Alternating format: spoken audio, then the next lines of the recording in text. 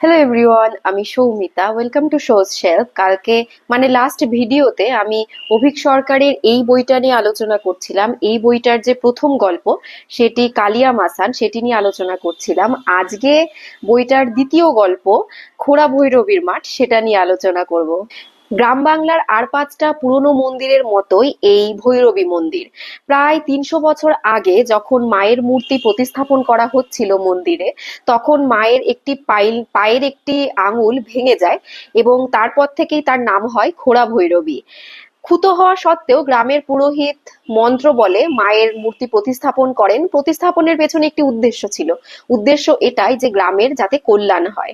গ্রামের কল্যাণার্থে পুরোহিত একটি মন্ত্র উচ্চারণ করেন, যার ফলে আগামী প্রজন্মরা ওই গ্রামে বেশ সুস্থিরভাবে বসবাস করতে পারবে, গ্রামের অনেক উন্নতি হবে, অনেক কল্যাণ হবে। কিন্তু পুরোহিত মন্ত্র পড়ার পরে একটি কথা উল্লেখ করে দিয়ে যান যে আগামী 300 বছর এই মন্দিরের জন্য এই গ্রামের সবকিছু ভালো হবে, কিন্তু 300 বছর পরে একটি অশনি সংকেত গ্রামের ওপর নেমে আসবে, কারণ 300 বছর পরে এই মন্ত্রের জোর আর থাকবে না।